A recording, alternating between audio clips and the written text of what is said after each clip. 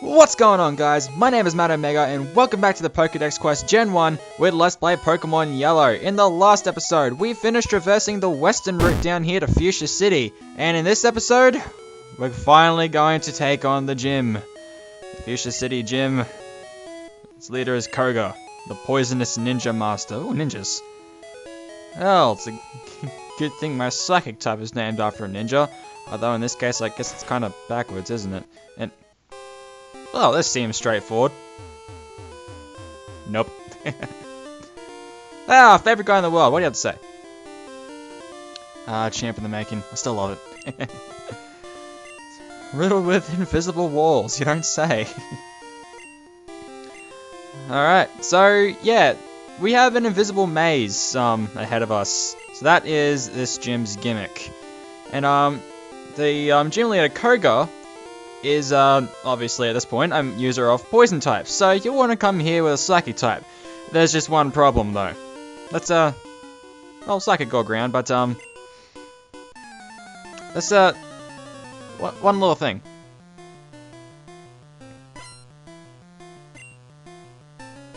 This gym is filled with psychic types. The poison gym is filled with psychic types. Yeah. I don't get it. Ugh.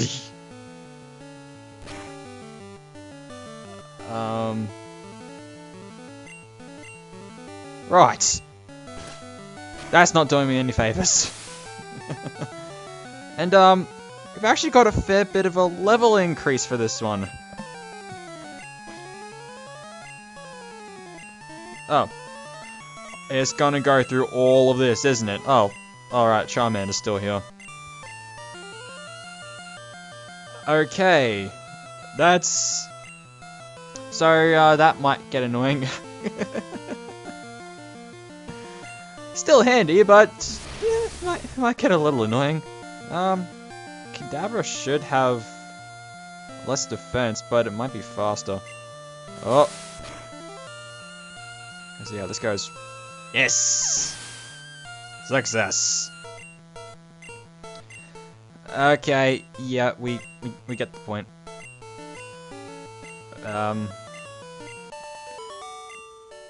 Yeah, so that's the EXP all in action. It's pretty handy for like evening out the experience amongst your whole party, but as you can see, it goes through all those menus at the end, so that can be kind of annoying. So I'm actually starting to debate whether or not to turn it off. I'll heal a huge draw for the time being, but do I want to turn it off? I mean,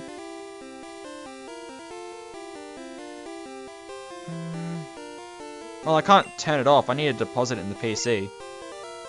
Okay, if I need to go to the Pokemon Center before the end of the gym, I'll go and deposit this thing in my computer, because that's going to probably get annoying. Anyway, onward! Strategy. Yeah, apparently it was a really good strategy to riddle your entire gym with the very type that you're weak to. Well, one of them anyway. That could cause trouble. That is quite the high level Hypno. And I believe I brought this up in the last episode, but Koga's highest level Pokemon is 50. That's a hell of a level spike. And you know, at this stage I could have easily gone to Saffron instead, because that is something you can do. Those Saffron and Fuchsia are interchangeable with their gym order. Like, having a hard time finding the words tonight for some reason. But even Sabrina's Pokemon, they're all level 50. So yeah, it's a hell of a level spike. I don't get it, but I can't exactly argue at this point, can I? So all I can do is just keep on keeping on, I suppose. So let's do just that. You wanted to become a ninja. What kind of Pokemon do you have? Is it another Psychic type? Yes. Well then. But while we're going through this, there's actually something I wanted to bring up. Something I could have touched upon in the last episode, I guess. Maybe, sort of. Anyway. Thing is, I learned a couple of things between this episode and the last episode, because like I watch a lot of Let's Plays in my own time. I mean, duh, right? I mean, how else would I have gotten inspired to do this for myself? And I'm finally actually experiencing one of the appeals of Let's Playing that I haven't already done so up to this point as of now, and that is learning things about a game you think you know so well, or at least well enough, because I knew that the first generation of Pokemon had its issues, but I gotta say, after researching what Rage did yesterday, because we picked up the TM for Rage in the last episode, and goddamn Rage, and I have since sold that TM, but looking that up, just what it did, the stipulation for this generation, Jesus Christ. And not just that, but again, through my own personal viewing of various Let's Plays, this is getting very annoying. I actually came across a picture. It'd be a bit of an old picture by this point, so I'm sure a lot of you would have seen it by now, but it's got like, I want to say 20 to 30 dot points on a whole bunch of the things that are wrong with the battle mechanics in this generation. Like, the problem is just, the picture is just like entitled "The Problems with a Gen 1", but it really just shows over the battle mechanics, and I gotta admit, a lot of this stuff I didn't already know. And I'm flabbergasted with some of this stuff, really. This is incredibly interesting to me. Like, for this being a game that I've played, like I've been playing this game since I was young. And I knew of a fair bit of this stuff, but to know of all this stuff that I hadn't learned before, it's really interesting and absolutely goddamn hilarious. But, to get back on topic, the reason I bring this up is, Rage. Which, again, we got last episode. And Rage, funnily enough, I actually did remember what it did. I just thought I was confusing it with another move, but no, I was thinking of the right move. But basically, Rage is a move that if you take a hit after using it, your attack goes up. In later generations, I think it's just the power of the move, but in this generation, as I'm pretty sure I read it, it's your attack stat that actually goes up. Which can be dangerous for something I might bring up in a sec. But, here's the thing. Rage in this generation is absolutely broken. And the reason for that, and I actually put this on screen when I was trying to explain the move last time, is that once you start, it doesn't stop. Not until either the battle ends, or the Pokemon using it faints. Which is... it's nuts! But that's not the thing that surprised me the most, though. Thing is, Rage has 100% accuracy. The thing is that, every single attack in the game has, at the very least, a 1 in 256 chance of missing. Even if it's, like Rage, 100% accurate. Every attack except Swift, because it's distinctly listed as a move that can never miss. That's hard-coded into the game. Every other move has that accuracy count, because obviously things like Sand Attack would affect your Pokemon's accuracy. This really is getting that goddamn annoying, I will have to put the XP all in the PC. Because, honestly, at this stage in the game, it's probably not that helpful anyway. I mean, it will be helpful later on when I'm trying to evolve Pokemon to fill up pages, but yeah. But, anyway, if I can actually stay on topic for a second here, because I'm doing a horrible job with that. If, by some chance, Rage misses, its accuracy gets absolutely shot in the ass. It actually becomes the very number I read out, 1 in 256. Meaning, you're not going to hit. you have the very slightest of chances of hitting. And granted, this is stuff I could have brought up in the last episode had I remembered it, or I'd learned of half of what this is about anyway. This is starting to look bad. But I just want to point out just like how interesting it is to learn about some of this stuff between episodes, because god damn, and there's a lot of stuff here too. And I brought up something about the attack stat raising being somewhat dangerous. That's because this game also has a few problems when it comes to messing around with the stats, and I may not survive this. I did survive this, that's awesome. And geez, where was it?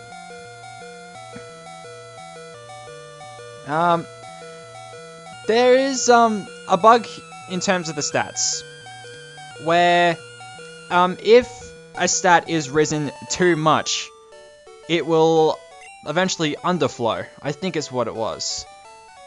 Hold on. I'm actually going to go and take this opportunity to go heal up Huger and put the XP all into a computer so I can actually look this up as well. So, be back in just a second, guys. Alright, and I'm back. And I've thrown Shenron into the front, just because I think it can tank a lot of these hits a little more. But, yeah. God, I just lost it too. Yeah. If your stats are risen just a bit too high, it'd go through an underflow, meaning it'd roll over past the values that are normally specified for it, and reset right to the very beginning, meaning your stat would roll over into ungodly low numbers. And Ice obviously isn't doing it for me, so I'll just stick with Dragon Rage, I guess. So, I guess that's something about Rage then, because if you can't stop using it, you keep getting hit.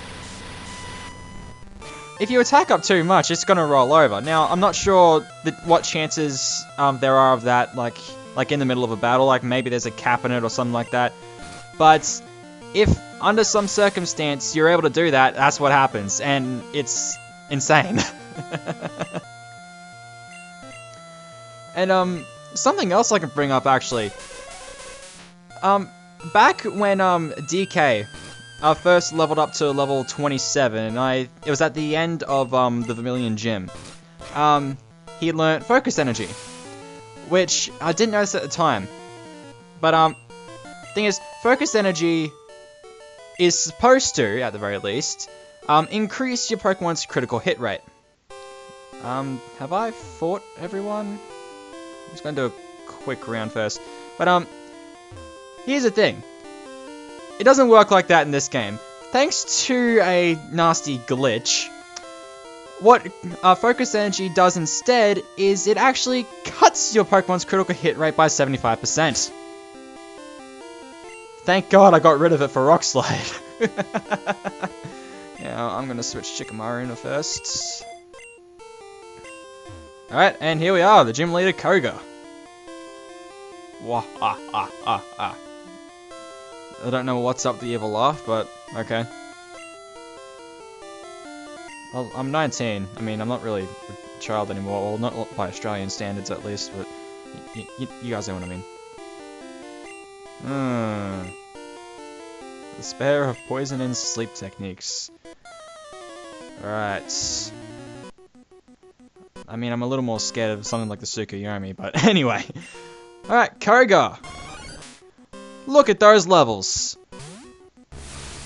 And, I'm not gonna lie, I'm actually kind of scared here. I mean, I have a level 40 Alakazam with Psychic, but that can only help my nerves so much, because these levels are much higher than I expected them to be. But, going on with, a bunch of the, issues with the game's battle mechanics, I felt that this was a really good time to bring that up, and it actually worked since we got the Rage TM last episode, because, this is a poison gym, although we've fought in a fair few things that were anything but poison, but, and this is actually something I was planning on bringing up much earlier in the Let's Play, but ended up not for some reason, but Toxic. I'm not sure if you've encountered that yet, but Toxic is a move that inflicts what's known as bad poison on your Pokemon. How that is different from normal poison is that instead of reducing your health by that set amount each time, the effect doubles every turn. So, assuming you don't get rid of the poison, even if you're at full health, you're dead within a certain amount of turns. Here's the thing though, it had a very nasty combination when paired up with Leech Seed. Leech Seed, I don't know if we've encountered either, is a grass type move that will sap health from the opposing Pokemon every turn. The thing is, Toxic and Leech Seed both use the same damage calculator. It is Leech Life, but that doesn't quite work, but it is a bug type move, so I don't know how Shikamaru will... Then again, it is Leech Life, it's weak as all hell. And now I'm looking at this and I'm not sure what I was too worried about, but since they use the same damage calculator, they stacked. So, Leech Seed's effect would double as Toxic's effect did. And it's insane. But luckily we didn't run into any of that. I mean, even if I ran into a Toxic, would have been, like, really not that surprising. What's surprising is that I didn't. Alright. So, up to your Pokemon up to level 50, but really nothing to worry about. But then again, I did say I do have an Alakazam with Psychic. Anyway, we got TMO6, which is Toxic. Yeah. And Toxic is actually really cool for the fact that you can teach it to just about any Pokemon. Most known Pokemon can learn Toxic. Another move, Hyper Beam, can actually be learned by most known fully evolved Pokemon. What do you have to say? It's amazing how Ninja can terrify even now. Well, yeah. But then again, you kind of have different expectations if you're like me and grew up watching Naruto. Ninja are very different. They're kind of gods. But, well, that's the gym done already. I mean, like, legitimately, I was actually worried about the levels of the Pokemon there, because Hydro had a bit of a tough time at the start, but pulled through, and well, DK had, like, well, not DK, Shenron had only fought for, like, one battle, so... But, yeah. I'm honestly not too sure what to say. But, oh, it's been going on for a little bit, so the question is now whether to start the Safari Zone, because that's all I've got left to do in this town.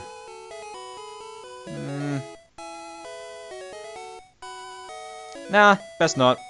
That's best left for its own episode, so we got a bit of a short one today. But, in any case, we did take on and conquer the Fuchsia City Gym, and got us the, what was it, the Soul Badge. Which, I didn't mention this, but it allows us to use the move Surf, but we don't have the move Surf, but I have the feeling that we'll be getting the move Surf pretty damn soon, so... yeah. I'm sorry, I'm not too sure what to say after that. Like, these gym battles, they've been a lot shorter than expected. I mean, yeah, like, I do feel as if I've been raising up this team alright, but I still haven't expected these battles to be as easy as that. But then again, we still have Sabrina to take care of, so let's look forward to that. But I'm droning on, so best end this now. So, next time on Let's Play Pokemon Yellow, we are going to take on the Safari Zone. God help me now. But in any case, guys, thank you all so much for watching, and until next time, guys, my name is Matt Omega, and I'll see you guys later.